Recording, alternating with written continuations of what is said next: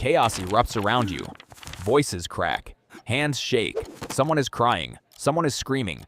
And you go quiet. Not frozen, not checked out. Focused. Your mind sharpens like a blade. You start moving. You start solving. And later, when it is all over, everyone says the same thing. I don't know how you do it. But you do not have an answer. Because you never chose this. It just happens. And somewhere underneath that calm, something has been burning for years. I'm Tim. I find the research most psychology channels never reach. Not the surface studies. The deep ones. The ones that explain why your nervous system built a wall so strong even you cannot feel what is happening behind it. That is what today is about. Not calm as a superpower. Calm as a signal. And what it has been trying to tell you your entire life. Psychologists have a name for this. It is called the spectrum of freeze, fight, or flight. Most people know fight or flight, but there is a third state. Researchers call it tonic immobility. Your nervous system hits a wall. It overrides panic with stillness. Not because you are brave, because your brain learned something early. Panic was not safe. Panic got you punished. Panic got you ignored. So your brain rewired itself. It built a new default setting. Calm became armor, not a personality trait, a protection mechanism. Dr. Peter Levine's research on the nature of trauma shows this pattern forming in childhood. Your nervous system reads chaos as familiar. It does not spike, it suppresses. And suppression looks like strength from the outside. But here's the hidden truth about calm people in a crisis. Your body is still registering every threat. Every alarm is firing inside. You just stopped letting it show. And the longer you do that, the less you can feel the difference between chosen calm and complete shutdown. Neuroscientist Stephen Porges proved this through Polyvagal Theory. Your vagus nerve is doing overtime. It is actively suppressing the stress response. Not eliminating it. Suppressing it. The panic exists. You just buried it alive. And here's what that means. Every crisis you absorb adds to a running total. Your body is keeping score whether you acknowledge it or not. The bill does not disappear. It accumulates interest. Here's where it gets stranger. The calm one psychology runs deep. It does not start in adulthood. It starts before you had words, before you could name what was wrong, before you even knew something was wrong at all. Attachment researchers John Bowlby and Mary Ainsworth identified a pattern called disorganized attachment. Children raised in highly unpredictable homes do not learn to cry for help. They learn to become the helper. They learn to read the room before they can read a sentence. They learn to de-escalate before explosion. By age 5, your nervous system was already trained, not by choice, by survival. And here's the counterintuitive reversal most psychology channels miss entirely. Being the calm one is not a gift. It is a wound wearing a costume. The same skill that makes you the most reliable person in the room is the same skill that makes you invisible when you are suffering. Because you never learned to perform distress. You learned to absorb it. And absorbing other people's chaos activates your mirror neuron system at a significantly higher rate than average emotional responders. Dr. Vittorio Galeazzi's mirror neuron research shows that high suppression individuals feel others' emotional states more intensely, not less. You feel everything. You show nothing. That gap is where burnout is born. Your prefrontal cortex, the rational decision-making center, stays unusually active during crises. That is why you think clearly when everyone else freezes or explodes. But your amygdala is still firing. The emotional alarm is still ringing. Your prefrontal cortex is just louder than your fear.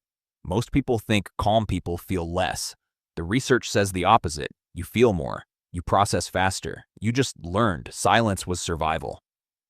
And silence, repeated long enough, rewires what you believe you deserve. You stop expecting anyone to notice. You stop expecting anyone to ask. And eventually, you stop knowing how to tell them even when they do. Now here's what that costs you. Hidden emotional processing disorder is not in the DSM yet, but trauma-informed therapists are naming it increasingly. You delay your own emotional response. The crisis happens. You stay composed. You solve everything around you. You hold everyone else together. And then, 3 days later, you collapse in your car alone. No trigger, no warning. Just a wave that was always coming. That delayed crash is your nervous system finally paying the bill. Researchers call this emotional delayed response. Dr. Judith Herman's work on complex trauma documents this in high-functioning survivors. The people who seemed fine, the people everyone leaned on, they were the last ones to get help, because they never looked like they needed it. And here's the part that should stop you cold.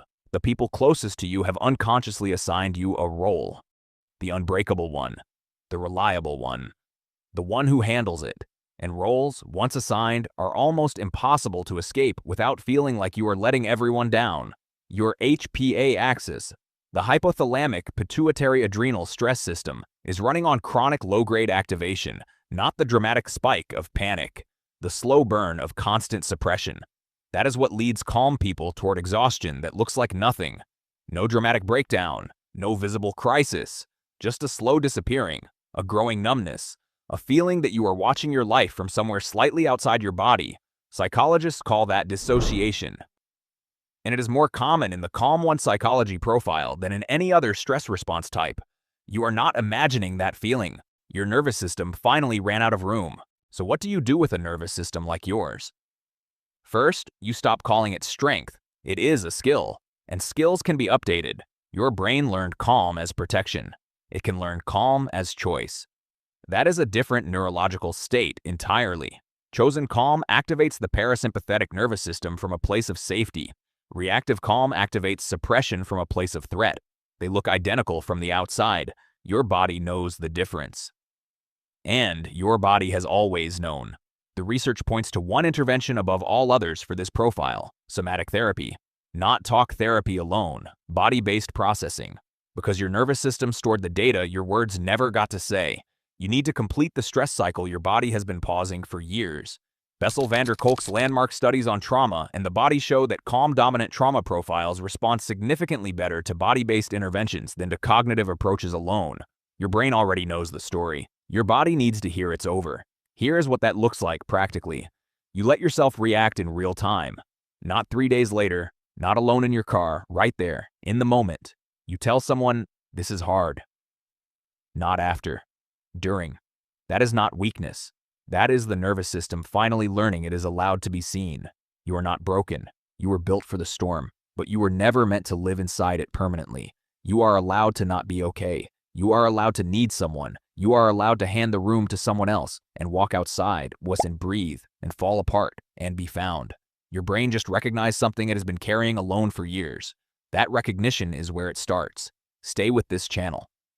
The next study goes even deeper into the version of you that no one else sees coming.